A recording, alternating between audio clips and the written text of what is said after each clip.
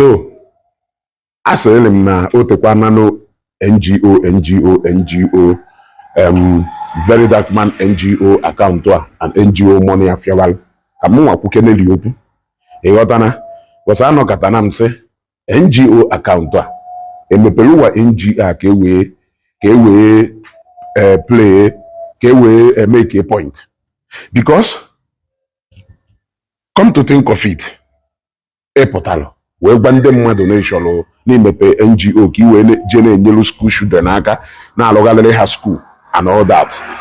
People bido tụbarụ ya ego tụrụ ego wee tụta ego. And mind you, this particular fundraising emelu this fundraising over 1 year ago ka emelu this fundraising. Over 1 year ago ka emelu this fundraising. Now, since that 1 year ago, you instead of ihe ewolu ego ahụ jezie na alụ ọlụ ka people by now even mere expect every day, every week, every month you na-enye anyị update of ọlụ gasị, you na-enye anyị update of ọlụ gasị ka ya dey enye anyị. What did you do? Initial 100 and something million use na account use share without accounting for it. Well, today agwa anyị na 100 and something million na 30 million na-eji welu King's College Kano, na 30 million na-eji welu Madonna College Adamawa, na 30 million na-eji welu ife dị otu a. Enwere anything like such account. So si ife ọ na-eme iwu na ndị chọrọ ka ha prove ola anyị na integrity show. Look, let me tell you, personally for me, I have integrity with a Verydarkman. Agwa okudu ngo na mu nwere. Ịghọtago ka ị ghara ịda asị na ezugo bịara ịbịa chuo onwe no misintegrity. Agwara ngo na mu nwere. Ịghọtago.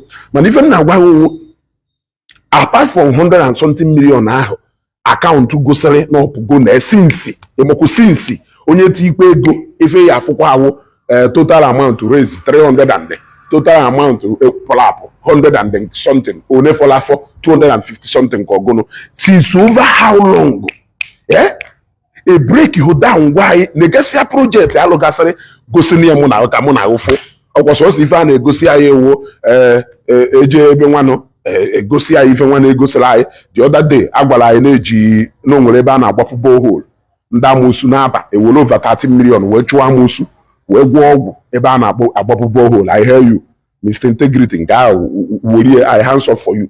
Now point in chọrọ imeki na nwo for over 1 year and the account has always shown money raised 300 and money is pugola apụọ 100 and something balance for 200 and wee na-ajụ ego a ewotalụ wee ego a ka ewere ego a tii na akaụntụ ka a ghara iji wee lụọ ọlụ. Ọ ife m chọrọ ịjụ, o nwere ife kpatara eji wee mepe NGO akaụntụ a if not ka ewere wee na-alụ ọlụ? Emere m expect na by now na ego ahụ ya basara na project, because for you to open an NGO inwegasị na project ịmapụrụ out ihe eji ego ahụ wee mee. So this issue of integrity show ka ime ife ịchọrọ ka iwelu NGO ahụ ife iji wee mepe ọ ka iwee wolie wee gosi anyị na n'inwere integrity. In other words, ndị mmadụ tụkọnyere ego were eje tii na akaụntụ na fixed deposit ya ka iwere ego a je tiri ha na fixed deposit account ebe anyị adịghị yuzu ya yuzu. Ndị wetara ego ahụ gwara na ego ahụ dị na akpa ha n'onwe ife ha ya eji eme and oge luwe ọ dịkwa ka ha asị na people adazie donate because ị na-ene jee follow ndị niile chọrọ ka ha were akaụntụ a wee gosi anyị na vidiyo nwu Mr. Integrity nke tikpe ego efu na ego ahụ o tiri iwe ga etiri na akaụntụ ahụ for a long time. Ọ dịkwa ka ya asị na people adazi donate to the account o jee bank ụbọchị ya jee mee ife nwa na o mere say you can now walk into the bank and go and print the statement and check o mekwa advert ndị mmadụ donate ba na the NGO account. Ọ dịkwa ka ya sị na people adakwa donate. He has to use Burna Boy to create another awareness and bring traffic again towards that NGO. Burna Boy wolukwa 140 million wekwa na the account.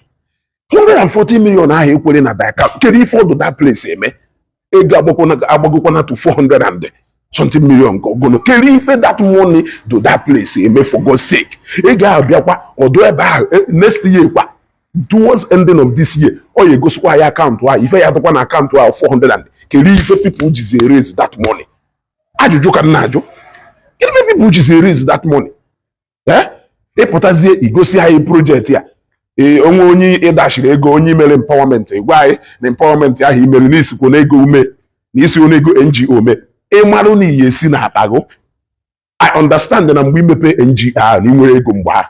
You don't have money then. But along the line, Facebook will do say monetize. Facebook kwazie ụgwọ ka nkụ. Ifwazie ego. So I now understand the reason kpatara mana ọ bụrụ na ipiru na ifwazie n'ego n'ihi esisi na akpago wee jezie na-eme ife niile ahụ ichepụ na ego pepa ụtụkọta aka ike eji wee mee. Weruzie ego ahụ dị na NGO akaụntụ ha jee mee 2, 3, 4 or 5 mega project nke ahụ end ya iweruzie ego mebezie ihe na ife iruzie that you can do it with your money. Because what I don't understand is inye mmadụ 10 million ịgwa anyị no this is for your money na osuho from NGO account. Inye mmadụ 20 million isi anyị na this is for your NGO na osuho for your NGO account na ifasi na for your personal account. Inye mmadụ empowerment of 100,000 ịgwa anyị na osuho from NGO na osi from your own personal account. Kedu ife go NGO duzi eme? I believe na by now from the time eji wee tụkọta n'ego a being na funds that are available.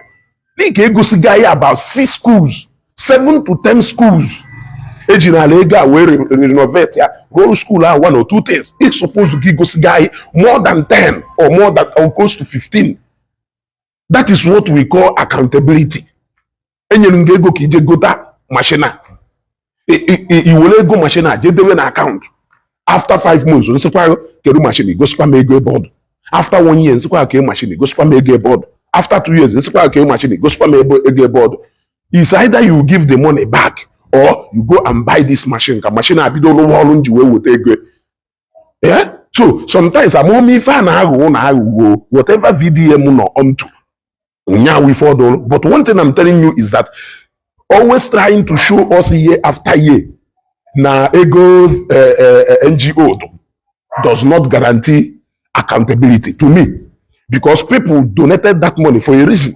Why can't you use that money for the same reason people do with it? Why do you still need people to be paying money into that account when you cannot utilize the money? What is the essence of keeping that money there? Accumulate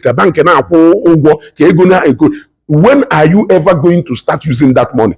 Because of recent empowerment, which because you know that now empowerment is not part of the reason it will be do that NGO. You say you know from your pocket goes web.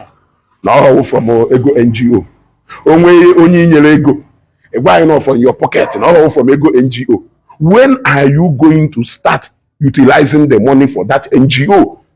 You still want people to donate more to the account when you are not making use of the money already in the account. Just deposit 100 naira in account more than 6 months ago. How we go see I misintegrity. The same balance go say adding a little of hatiri. It just shock the account we will be Nigerians that they will Mr. Integrity. The last 20 million you will on that account. D1 Bagidogo was ya if 20 million you will wow Facebook go heavily. Like this because I'm not of recent that Facebook will be done. That Facebook will do fully monetize. Facebook will be done. Because before you could monetize the page, you said it. Monetize the page, you page and name page when Nigeria we understand. What poverty cannot do does not exist. That is why anything you put by people will always forgive you. Because now money is speaking from place of ignorance. One we eji 300 million. It decided that he building no more cost weather. He build in a better house. He in a better car. You will want to improve your lifestyle. So now my point where if people show an account, then every year after year, and they go say I balance. The same balance. What it means is that the NGO is not working. Because all of the NGO na alolo kaketa NGO has supposed to give go see 10, 15 projects NGO no not to give na your own personal money. Because if you know that you can do it with your own personal money, dissolve all the NGO, but people donate to them that this NGO is we from henceforth fully funded by VDM. That is it. Because all is na your own personal account to make expenses. why na ego ndị mmadụ tụtara ụdụ na one account kedu ife ga-aduzi ebe ahụ eme what is that money doing there? What it shows is that for over 1 year and you have not spent you are trying to portray to us that you have not spent money from that NGO money. Sometimes I don't know if we are dealing with people who are illiterate or what.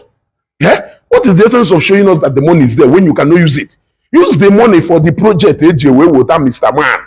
That is what it is. Then with the real accountability. We use that money and you are able to tell us project, even though now the cost may not be exactly because now other contingencies here and there. But you go see things, e.g. Now look at Okuro and Igbo. Bonaboy Kwelego 140 million the other day.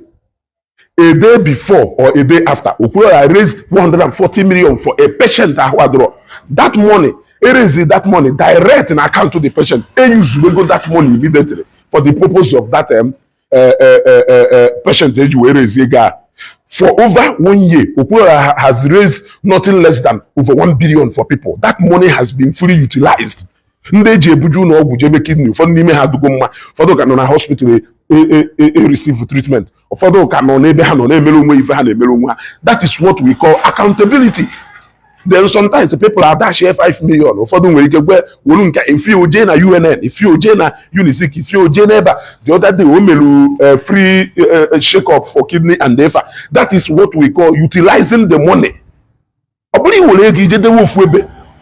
Okuro is people are lugolo 1,000 times yet nke people unyelugo ka do somewhere. Nwenu no sense. Integrity show. Ke wuruzie the money na account every day je go see your account. Every day je go see your account. Aye wuruzie ini die ego je gbara mbibi na the account imechi itishi yakwa back.